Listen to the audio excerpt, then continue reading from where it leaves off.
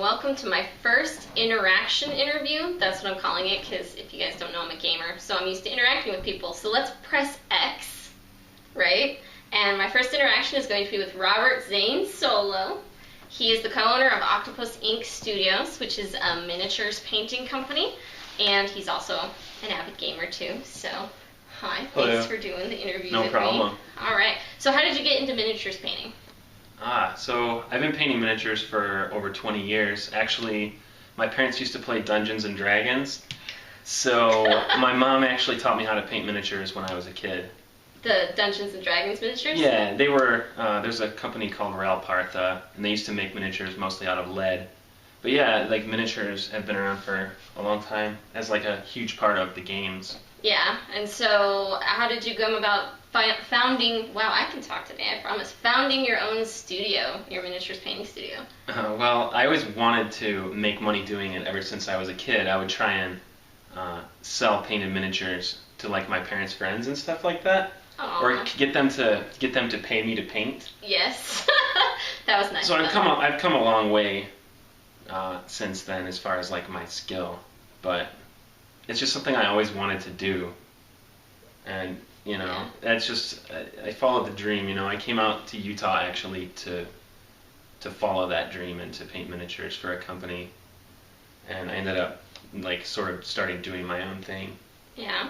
All right, so do you want to show some of the miniatures? Oh, sure. Okay, and then while you're showing them, can you talk about like the process that you go through when you're making a miniature? Yeah, I guess it would make sense to show off something that's not painted at all first, because they come as just, I don't know how well you'll be able to even really see this, but they come as just bare metal, plastic, or resin, and they come in pieces that you'll usually clip and clean the pieces from the mold lines, and you'll glue them together. Sometimes you'll include like a scenic base, like glue some rocks or some whatever on there. Mm-hmm. So that one you have the base done, but you haven't started he's ready to paint. He's ready to paint, Mm-hmm. and so when you have this assembled, you'll prime it, usually with like a spray primer. Okay. And from there, you can either airbrush the base colors on, or you can do all brush work. Okay. Usually takes, you can spend as many hours as you want really to get higher level, you know, effects and different special effects, making it as real as you want or as cartoony as you want. Yeah, I guess it kind of depends on the type of painting you're doing, the type of game, Absolutely, how you want it to look like. Yeah, so I have a sort of a gritty, realistic paint style where some people do like comic style, like super high contrast, like eye candy kind of stuff. Oh, okay. And yours is an eye candy, is what you're saying? Not as much. I can paint that way, at least a bit, but when I paint my own stuff, I always find myself going for like weathered, kind of gritty looking. Yeah. Do you want to show? Oh, sure. Okay.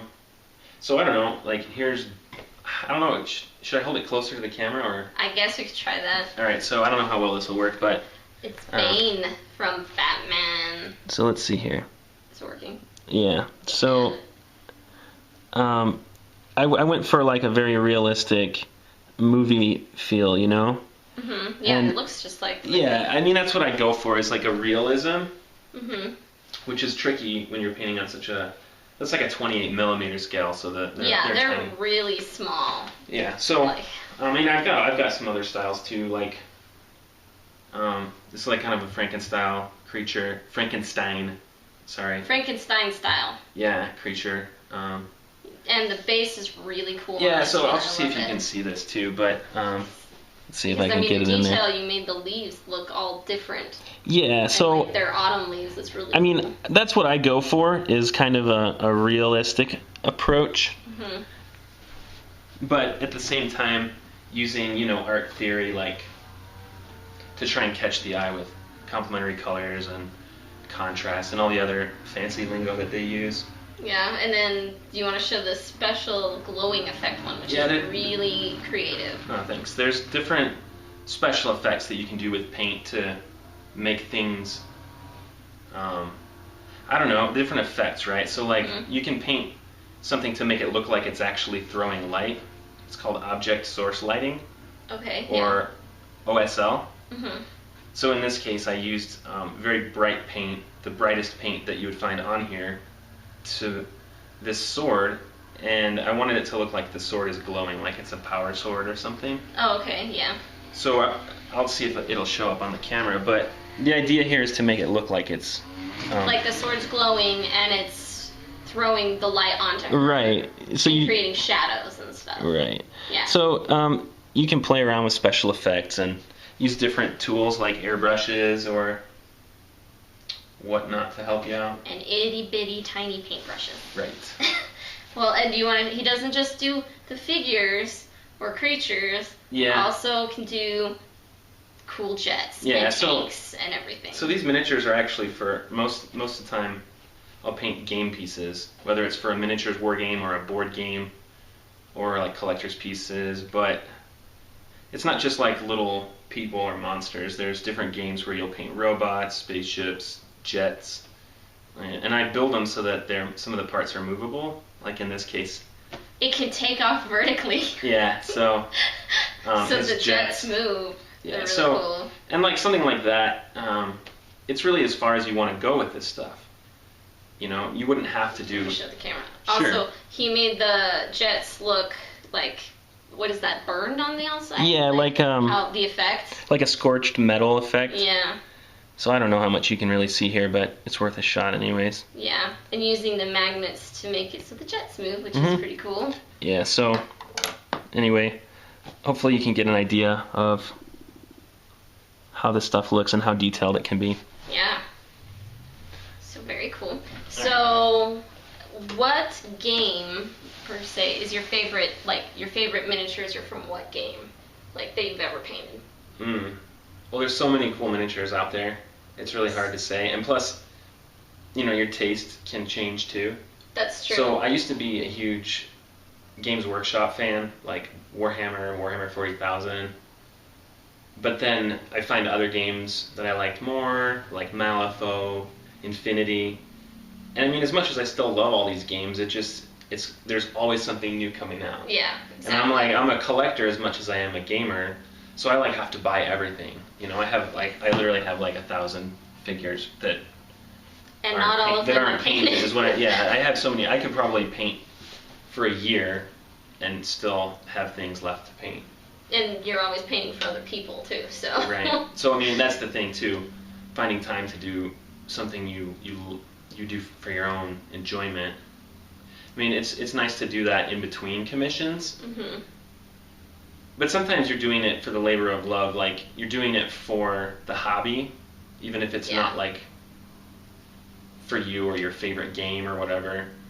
Seeing like something completed is really rewarding. Yeah, for sure. Like having like a board game that's completely painted, like all the pieces. There's something just so satisfying about playing a board game with fully painted pieces. That would be really cool. Yeah. So I'm going to be getting into more tabletop gaming. I've been a video gamer, so don't worry, you'll get updates about that. But anyway, and then what are you working on right now? What's Octopus Ink Studio doing right now? So actually, we have a really big commission for the company Cool Mini or Not, and there's a big convention, Gen Con, coming up in August. Well, it's at the beginning of August, the end of July. So there's this game called Wrath of Kings, and it's all these new miniatures, new game. It looks like a really fun game to play. In fact, I'm getting really into it. I'll probably buy some for myself, but yeah, so it's a huge commission, painting like 2 full armies for Cool Mini or Not, which is really exciting because Cool Mini or Not's awesome. Yeah, that's very exciting, super exciting. So, all right, well, switching gears real quick to my favorite love, video games, because you are an avid gamer. That's true. Mostly League of Legends. Yeah. That is your favorite game. It's my favorite PC game, absolutely. Yeah, you play it almost every night. I play it pretty religiously. Yeah, and what do you love most about League of Legends? Why did you start playing it, and what keeps you playing? Honestly, I was just bored looking for a new game. And so you look online. Yeah. You look online and you Google something or you see something on YouTube. And somehow, I think I watched like a YouTube video, someone was talking about League of Legends, and I was curious enough to look it up. And this was maybe like 4 years ago. Okay. And I saw it and I was like, well, this looks kind of cool. So I downloaded it. It's a free game, which is great, Yeah. for somebody getting into it. You don't have to buy anything. But I started playing it, and there's something so awesome about it. The fact that it's real-time action and strategy with like team play is really cool. But it's also constantly evolving. There's no other game that I've played because I'll play games, all different types of games, console games, but you get tired of them. You beat them once or twice, and then you're done with them usually. Yeah. But League of Legends, I've never played a game for that long and not gotten sick of it. Although sometimes I get really angry at the game. It's constantly changing. There's new champions always being released. There's new items, new strategies, new they call it the meta, whatever. What you're supposed to play. I never really follow the meta very closely, but the new skins. They're always releasing new artwork and new kind of upgrades for your free game. You can pay money. Yeah. And have you? Yeah, I've actually probably spent. I mean, so a skin's probably like between $5 to $20. I have probably 100 skins. So. Whoa. You do love that game. So who are your favorite champions to play? Man, so that's a tough question because I do fill all roles. I used to hate playing support, but now I find that having a good support is a huge game changer. So I play support champs who help the carries, the ones who are dealing the damage, who really help them make those plays early on so that they get stronger. They get fed, they call it. Okay. Support champs, like I really like game-changing supports like Thresh, who hooks people, pulls them in for the carries to kill. There's some new champs that I really like Bard, and anyone out there who knows League, I like tanks, and I like playing those tank heroes, the ones that really make the plays or like save the day. Yeah. Something about that, like Braum, big shield, blocks all the shots. Takes all the he soaks all the damage, and then the other players can carry the day. And then you like that new champ. It looks like a catfish to me. Yeah, like there's a new champ. There's a new champ who's like a river demon. Yeah. His name's like Tom. Anyway, he's really fun. He's super tanky and he eats people and spits them out. Oh, of course. So that's really cool. A giant catfish that eats people. Yeah. Pretty cool. So I don't play MMOs. Because I like playing by myself, and if I fail, it's my own fault. And also, I don't like other people, and it seems like you can get some really not very nice people playing. So, what would you say to me to get me to play an MMO with that in mind?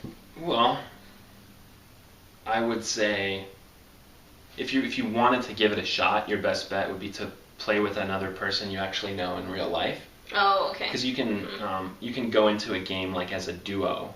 Oh, okay. And we could lane together. You know what I mean? Mm-hmm. So playing with people you really know is really fun. Like if you're sitting in the same room with somebody and you can actually communicate like that, you can get so in sync that people who are playing from around the world, they're like, okay, these people are sitting in the same room. They're doing things that are so uncanny. You can have a lot of fun with that. Playing with people you know, but it's also a great way to meet people. As much toxicity as there is in MMOs, you can always meet really cool people. Like I've made friends in Hong Kong, in New Zealand, in Japan, Mexico, all over the United States. Like I've met some really cool people, and if you get to play with them enough, you become friends outside that. You talk with them on Skype, Facebook, whatever, and you can actually meet some really cool different people. Yeah. And you get to know somebody on a different level when you play a game with them too. That is very true. If anybody out there has ever played a game with me before. What does that mean? Oh boy, no.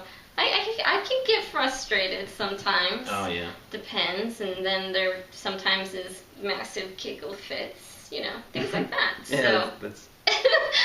It just kind of depends, and then there's the jumping up and being like, yeah, I kicked your ass. Kind of thing, just ask my brother. He knows all about it. So anyway, well, finally, besides League of Legends, what are your favorite games you've ever played? And it can be tabletop, or it could be like console, computer, PC, whatever. there's so many cool games out there. It's really hard to pinpoint just one, but I mean, I really do like variety in games. I'm not a huge like first-person shooter, but I do like. I really did like Borderlands. Great game. I like BioShock. It's a really good one too. Left 4 Dead 1 and 2. It's, like, so much fun, and they're so filled with. It's such like rich story, and like the characters are hilarious. Like, yeah, it's a zombie game, but like everything in that game just has so much personality. Like, you're in a very real setting with very, I don't know. Yeah. Characterful. Characterful. Characterful zombies, and yeah. the survivors are really, really funny. Oh, well, that's cool. As a video game writer, that's what I go for, is creating that in-depth universe with really memorable characters. That's what I'm talking about. Yeah, exactly. So, all right. Well, thank you. Thank you for having me. Thank you for sitting down and doing my first interaction interview. And then, like I said, Robert Zane Solo, Octopus Ink Studios. Find him on Facebook. It's Octopus Ink Studio. Just find him, like him on Facebook, and oh, thanks. Yeah, for sure. Appreciate it. Yeah.